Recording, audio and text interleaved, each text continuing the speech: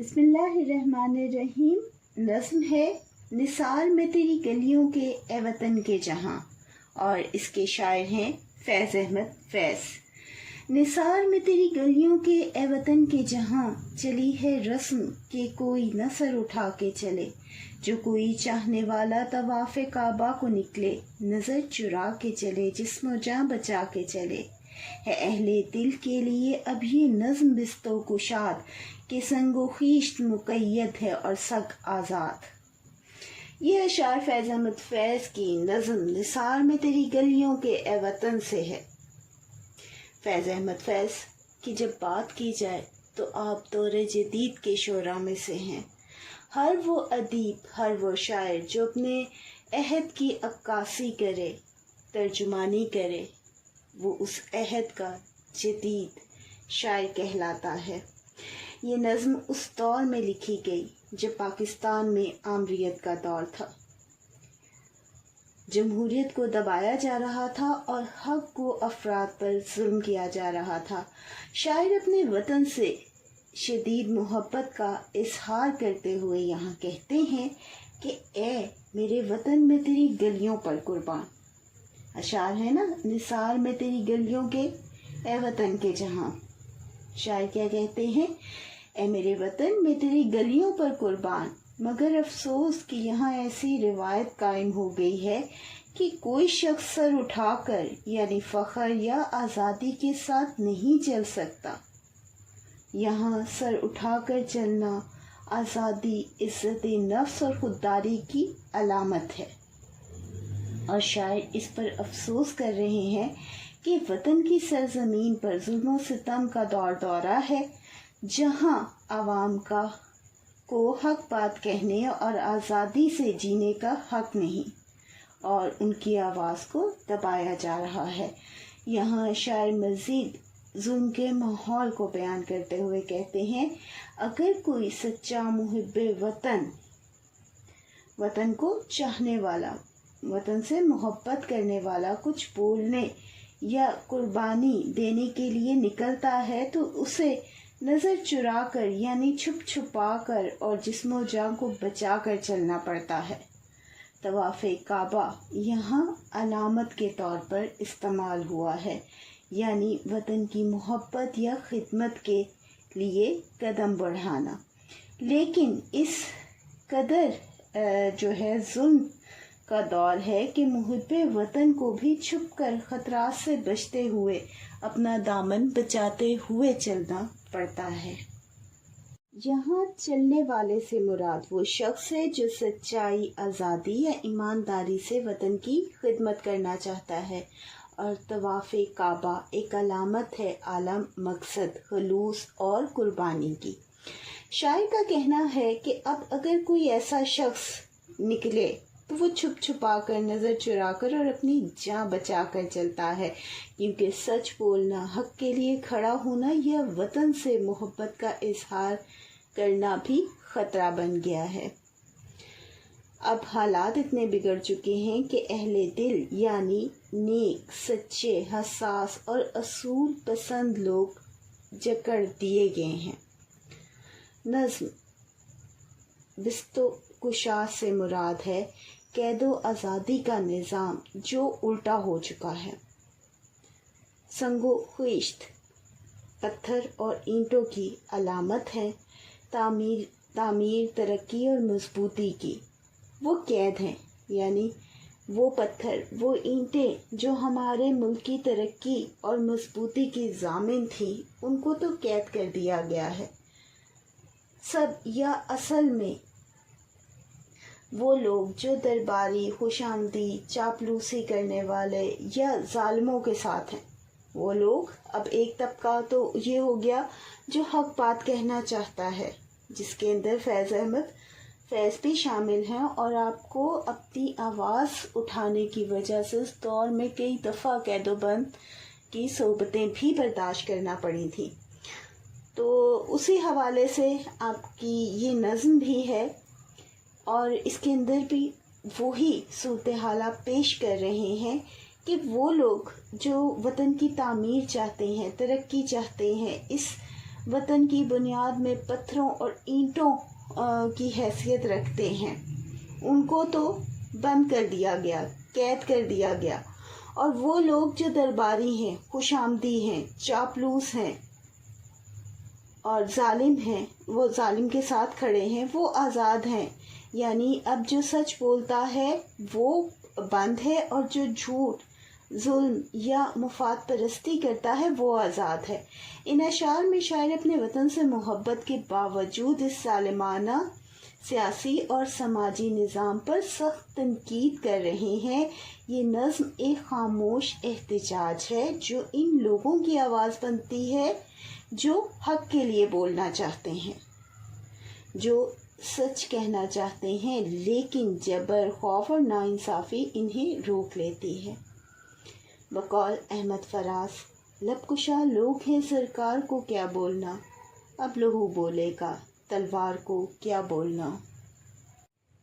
اگلا بند ہے، بہت ہے ظلم کے دست بہانہ جو کے لیے، جو چند اہل جنوں تیرے نام لیوا ہیں، بنے ہیں اہل ہوس مدعی بھی منصف بھی، کسے وکیل کریں کس سے منصفی چاہیں، مگر گزرنے والوں کے دن گزرتے ہیں، تیرے فراق میں یوں صبح و شام گزرتے ہیں۔ فیض احمد فیض کی شاعری کی بات کی جائے تو ان کا محبوب ان کا وطن پایا جاتا ہے۔ یہ تصور ان کی شاعری میں عام دیکھنے کو ملتا ہے۔ ان اشعار میں شاعر نے ظلم، ناانصافی اور جدائی کے کرب کو بڑے مؤثر اور علامتی انداز میں بیان کیا ہے۔ شاعر کا کہنا ہے کہ ظالموں نے اپنے ظلم کو چھپانے کے لیے ایسے بہانے تلاش رکھے ہیں جس کے ذریعے وہ ظلم کو جائز قرار دیتے ہیں کہ اب ظلم ہے، غلط ہے، نظام غلط ہے، تو اب اس کو جائز بھی تو قرار دینا ہے نا، تو اس کے لیے کیا ہے، وہ بہانے تلاش کرتے ہیں۔ ان کا نشانہ وہ لوگ بنتے ہیں جو دیوانہ وار سچائی، محبت یعنی وطن سے، انصاف سے یا محبوب کا دم بھرتے ہیں، وطن کا دم بھرتے ہیں۔ اہل جنون وہ لوگ ہیں جو محبت میں پاگل ہیں، کس کی، وطن کی، سچائی کے طلبگار ہیں، لیکن انہیں ظلم و ستم کا نشانہ بنایا جاتا ہے، جیسے کہ فیض احمد فیض کو بھی حق کی آواز اٹھانے پر بہت سے مصائب کا اور قید و بند کا سامنا کرنا پڑا۔ شاعر عدالتی نظام اور انصاف کی صورتحال پر بھی کڑی تنقید کر رہے ہیں۔ یہاں پر آپ عدالت کے نظام پر بھی نشانہ کر رہے ہیں۔ شاعر کا کہنا ہے کہ جو لوگ خود لالچی اور ظالم ہیں وہی مدعی بھی ہیں اور وہی منصف بھی یعنی جج بھی۔ اس صورتحال میں انصاف کی توقع کس سے کی جائے؟ نہ کوئی سچا وکیل ہے، نہ منصف۔ عدل کا سارا نظام فریب اور طاقت کے زیر اثر ہے، کہ سب عدل کا جو نظام ہے وہ صرف ایک فریب ہے اور وہ سب طاقت کے زیر اثر ہے۔ کہ کس کی طاقت کے؟ وہی لوگ جو ظلم کر رہے ہیں، جو اس ظالمانہ نظام کو چلا رہے ہیں۔ شاعر ان لوگوں کی حالت بیان کرتے ہوئے کہتے ہیں جو ظلم، فراق یا جدائی کا صدمہ سہ رہے ہیں، وہ دن رات صرف محبوب یا وطن کی جدائی کے غم میں گزارتے ہیں۔ یہ لوگ خاموشی سے ظلم سہتے ہیں، جن میں شاعر خود بھی شامل ہیں، فیض احمد فیض خود بھی شامل ہیں، لیکن اپنے عشق یا نظریے سے منہ نہیں موڑتے۔ ان کی زندگی دکھ اور انتظار میں گزرتی ہے کہ کب یہ مشکل گھڑیاں ختم ہوں گی، لیکن وہ ثابت قدم رہتے ہیں، اپنے راستے سے نہیں ہٹتے۔ بقول احمد فراز، بکنے والوں میں جہاں ایک سے ایک آگے ہو، ایسے میلے میں خریدار کو کیا بولنا۔ بچوں، آپ اشعار کا حوالہ ضرور دیا کریں، یہ اچھے نمبر حاصل کرنے میں بہت مددگار ہوتا ہے۔ نمبر 3، بجھا جو روزنے زنداں تو دل یہ سمجھا ہے کہ تیری مانگ ستاروں سے بھر گئی ہوگی، چمک اٹھے ہیں سلاسل تو ہم نے جانا ہے کہ اب سحر تیرے رخ پر بکھر گئی ہوگی، غرض تصور شام و سحر میں جیتے ہیں، گرفت سایہ و دیوار و در میں جیتے ہیں۔ ان اشعار میں بھی فیض احمد فیض کا محبوب ان کا وطن ہے، اور وہ اپنی قید و بند کی حالت میں اپنی کیفیت اور اپنی محبت کا اظہار بڑی خوبصورتی سے کر رہے ہیں۔ فیض احمد فیض اس نظم میں قید و بند کی کیفیت، قیدی کی امیدیں اور محبوب یا وطن کی یاد کو نہایت خوبصورتی سے بیان کرتے ہیں۔ پوچھا جو روزن زنداں تو دل یہ سمجھا، روزن کا مطلب ہے چھوٹا سا روشن دان یا کھڑکی۔ شاعر قید ہیں اور جب قید خانے کی چھوٹی سی کھڑکی بند ہو جاتی ہے تو اس کا دل یہ گمان کرتا ہے کہ باہر اندھیرا نہیں ہوا بلکہ یہ روشنی کسی اور سمت چلی گئی ہے۔ وہ روشنی جو ان کی حق کی آواز ہے وہ کسی اور سمت چلی گئی ہے، کیونکہ آپ کو یہ تمام مسائل اور یہ قید و بند اسی وجہ سے حق کی بات آواز اٹھانے پر برداشت کرنا پڑ رہی تھی۔ یہاں محبوب یا وطن کی پیشانی کی مانگ کا بھی ذکر ہے جو ستاروں سے بھری ہوئی ہے، یعنی آپ کی ان تکالیف سے اور اس آواز سے آپ کو لگتا ہے کہ ان کے وطن کی مانگ ستاروں سے بھر گئی ہوگی، روشن ہو گئی ہوگی۔ گویا شاعر یہ خیال کرتا ہے کہ روشنی وہاں جا پہنچی ہے اور محبوب کا حسن اور بھی بڑھ گیا ہے۔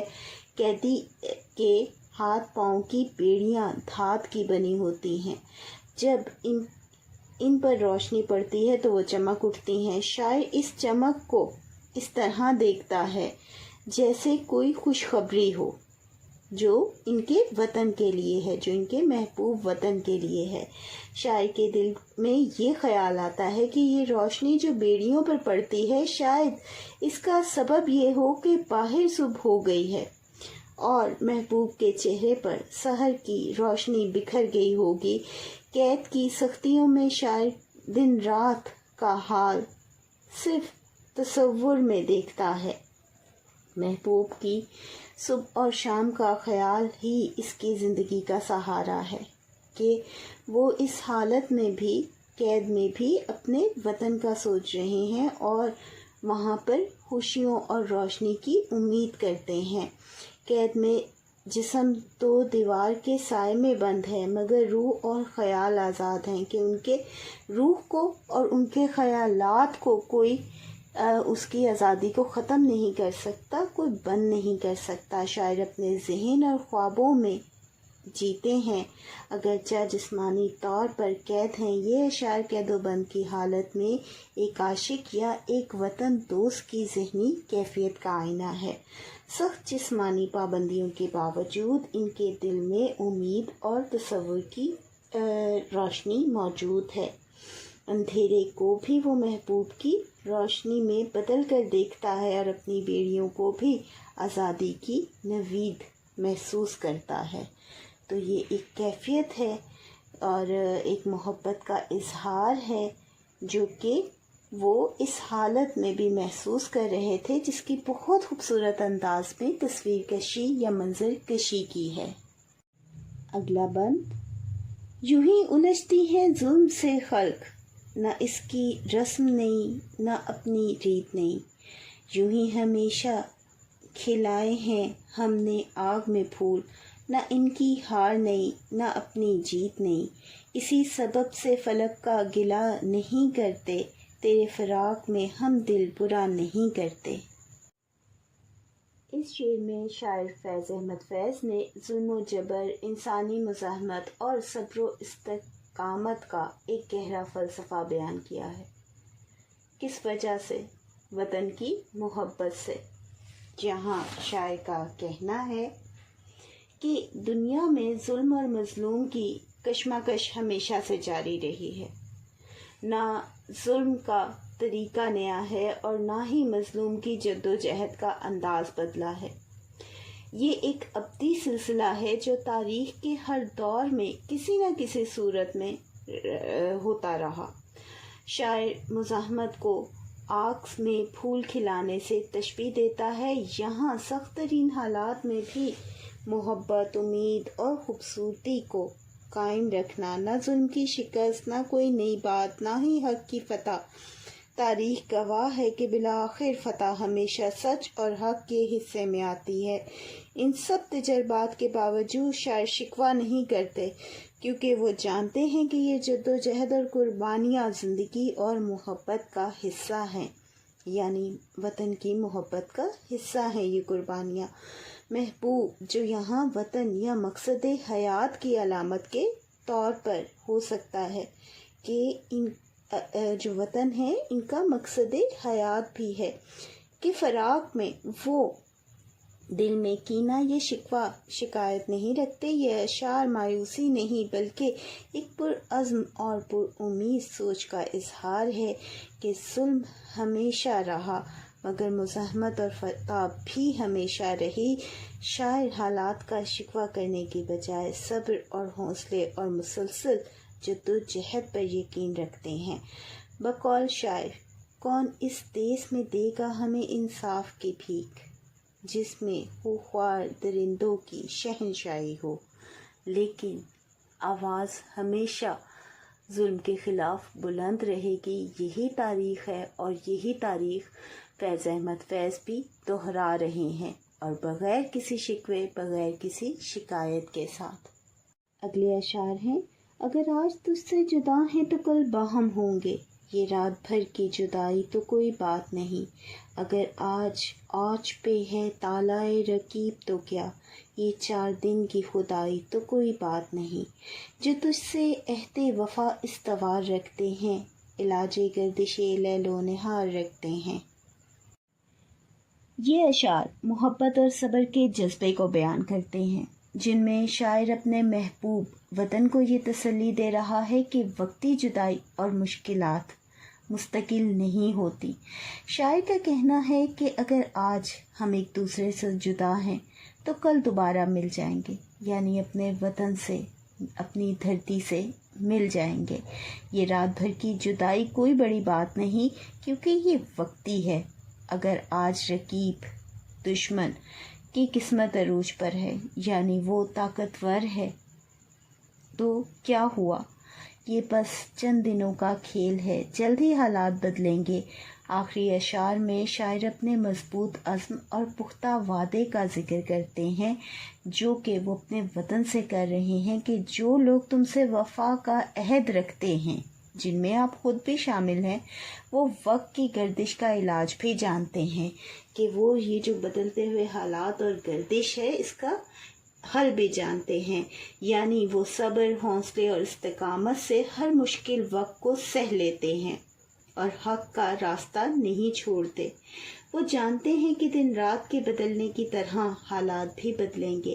یہ پیغام دیتا ہے محبت میں وقتی دوری یا مخالفت سے گھبرانا نہیں چاہیے، کیونکہ وفاداری اور یقین کے ساتھ ہر جدائی کا اختتام ہوتا ہے۔ بقول احمد فراز، بکنے والوں میں جہاں ایک سے ایک آگے ہو، ایسے میلے میں خریدار کو کیا بولنا۔